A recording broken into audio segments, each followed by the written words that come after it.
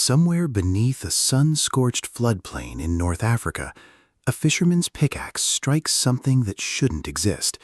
A bone too large, too strange, belonging to no creature anyone has ever named.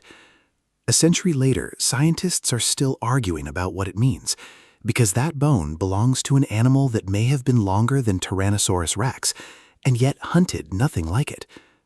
For decades, we thought we knew the answer to a simple question: which was the largest meat-eating dinosaur that ever walked the earth? Ask most people and they'll say Tyrannosaurus without hesitation. It's the animal that ate its way into our imagination, in movies, in museums, in nightmares. But here's the uncomfortable truth paleontologists have had to face.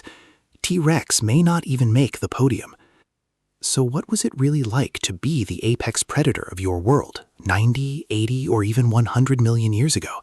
Not the movie version, the real one, reconstructed from broken bones, chemical traces, and the slow, careful work of scientists piecing together a mind none of us will ever get to meet. Let's go back, not to the twilight of the dinosaurs when Tyrannosaurus ruled Western North America, but earlier, deeper into the Cretaceous, to a supercontinent already breaking apart. In what is now Argentina, around 99 million years ago, a predator called Giganotosaurus carolini stalked herds of enormous long-necked sauropods. Some estimates put it at over 12 meters long, potentially larger than any Tyrannosaurus specimen ever found.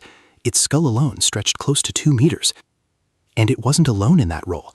In Africa, Carcharodontosaurus prowled river deltas with teeth shaped like serrated steak knives, built for slashing rather than crushing. And then there's the strangest contender of all, Spinosaurus aegyptiacus, an animal so bizarre that when its remains were first destroyed in a bombing raid during World War II, scientists spent decades reconstructing it almost from memory in fragments. A sail on its back, jaws like a crocodile's, legs that, in newer reconstructions, appear surprisingly short. Some researchers now argue it spent much of its life in water, pursuing fish the size of small cars, a lifestyle unlike almost any other large predatory dinosaur we know of. 3 animals, and that's where the real mystery begins, because size alone doesn't tell you who ruled. Here's the problem paleontologists run into again and again. Length is not the same as mass, and mass is not the same as power. A Giganotosaurus skeleton might stretch a few extra centimeters past a Tyrannosaurus rex specimen, but T-Rex was almost certainly bulkier, more heavily muscled, an animal built like a battering ram rather than a blade. Some scientists have estimated Tyrannosaurus could weigh close to 9 tons, rivaling a modern elephant, while the more slender-bodied Giganotosaurus and Carcharodontosaurus, despite their length, may have carried less overall mass. So which matters more for being the biggest carnivore? Length? Weight? Bite force? Scientists don't fully agree, and that disagreement itself is part of the story. Because these animals weren't just different sizes, they were different weapons entirely. Tyrannosaurus had a bite force estimated at well over 30,000 newtons, among the most powerful bite forces ever measured in a terrestrial animal, backed by a skull reinforced like architecture, designed to crush bone. Giganotosaurus and Carcharodontosaurus, by contrast, had thinner, more blade-like teeth and comparatively weaker bites, but faster, slashing strikes, more like a great white shark than a hyena. 2 entirely different hunting philosophies evolved in ocean and tens of millions of years apart, converging on similarly enormous bodies. That's not a coincidence. That's evolution solving the same problem: how to be the biggest thing in the room, in more than one way. And what did it actually feel like to be one of these animals? This is where paleontology brushes up against something almost philosophical. We can't interview a Tyrannosaurus, but we can study the fossilized cavity where its brain once sat and reconstruct, cautiously, what its senses may have told it about the world. CT scans of Tyrannosaurus skulls reveal an enlarged olfactory bulb, suggesting an extraordinary sense of smell, possibly capable of detecting carrion or prey from kilometers away. Its inner ear structure suggests low-frequency hearing, tuned perhaps to the rumbling calls of other Tyrannosaurs across a floodplain. Some researchers have even proposed that Tyrannosaurs had partial stereoscopic vision, binocular overlap rivaling that of modern eagles, meaning it may have judged distance and depth with startling precision. If true, this wasn't a lumbering brood stumbling through the underbrush. This may have been a calculating, sensory-rich predator, aware of its environment in ways that still surprise us. We don't yet have equivalent detailed brain studies for Giganotosaurus or Spinosaurus, and that gap itself is worth sitting with. sometimes what we don't know is as important as what we do. Every fossil is a fragment of a much larger, unfinished story. Now here's where it gets stranger, because bigger isn't always about hunting alone. Some of these animals may have been scavengers as much as hunters, opportunists as much as apex killers. And there is growing evidence that Tyrannosaurus, at certain points in its life, may have hunted in loose social groups.